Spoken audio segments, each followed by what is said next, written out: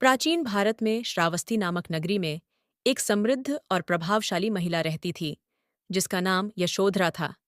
उसका जीवन सुख समृद्धि से भरा हुआ था, परंतु उसके मन में एक ही दुख था। उसे अपने जीवन का सच्चा संतोष और अर्थ नहीं मिल रहा था। एक दिन उसने सुना कि भगवान बुद्ध श्रावस्ती आए हैं और उनके उपदेश से कई लोगों को शांति और संतोष प्राप्त हो रहा है। उसने सोचा कि शायद बुद्ध के उपदेश से उसे अपने प्रश्नों का उत्तर मिल सकेगा। वह भगवान बुद्ध से मिलने चली गई। जब वह बुद्ध के पास पहुंची तो उसने नम्रता से वंदन किया और पूछा, भगवान, मेरा जीवन समृद्ध है, परंतु मैं संतुष्ट नहीं हूं। कृपया मुझे बताएं, मैं सच्चा संतोष कैसे प्राप्त कर सकती हूं। बुद्ध ने शांति से उत्तर दिया, यशोधरा, तुम्हारा मन अस्थिर है क्योंकि तुम बाहरी चीजों में संतोष खोज रही हो। सच्चा संतोष बाहर नहीं, बल्कि तुम्हारे भीतर है। तुम्हें अपनी इच्छाओं और अपेक्षाओं के बंधन से मुक्त होकर अपनी आंतरिक शांति को खोजना होगा। यशोधरा ने बुद्ध के इन शब्दों का अर्थ समझने की कोशिश की। उसने पूछा, भगवान, मैं यह कैसे कर सकती हूँ? मैं अपने भीतर कैसे देख सकती हूँ? बुद्ध ने उसे एक सरल लेकिन गहन कथा के माध्यम से सिखाया। उन्होंने कहा, एक गांव में एक महिला थी जिसका नाम काशी था। उसका एक ही पुत्र था जिसे वह अत्यंत प्रेम से पाल रही थी। एक दिन दुर्भाग्यवश उसका पुत्र अचानक बीमार पड़कर मर गया। काशी दुख से व्याकुल हो गई और उसे कुछ भी सूझ नहीं रहा था।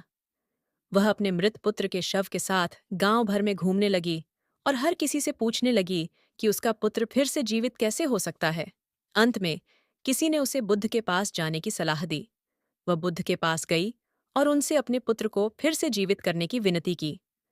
बुद्ध ने शांति से उत्तर दिया, काशी, मैं तुम्हारे पुत्र को जीवित कर सकता हूँ, परंतु इसके लिए मुझे एक ऐसे घर से एक सरसों का दाना लाकर दो जहां कभी कोई मृत्यु न हुई हो।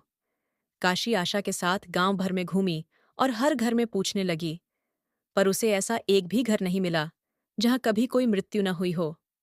आखिरकार उसे समझ में आया कि मृत्यु जीवन की अपरिहार्य सच्चाई है और उसने अपने दुख को स्वीकार कर लिया। बुद्ध ने यशोधरा से कहा, उसी तरह तुम्हारे जीवन में अस्थिरता और असंतोष तुम्हारी इच्छाओं और अपेक्षाओं के बंधन में है।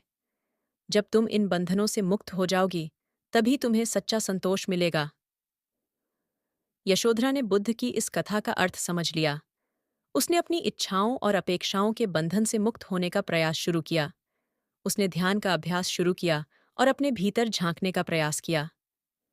ध्यान के माध्यम से उसे अपने मन की शांति का अनुभव हुआ।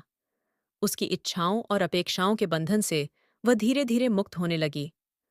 कुछ समय बाद यशोधरा को सच्चा संतोष और शांति प्राप्त हुई। उसे अपने जीवन का सच्चा अर्थ समझ में आया।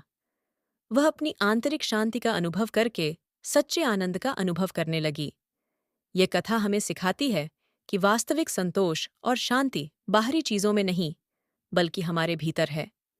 हमारी इच्छाओं और अपेक्षाओं के बंधन से मुक्त होने पर ही हम सच्चा संतोष प्राप्त कर सकते हैं। भगवान बुद्ध की शिक्षाओं ने यशोधरा के जीवन में जो परिवर्तन लाया, वह हमारे लिए भी प्रेरणादायक है।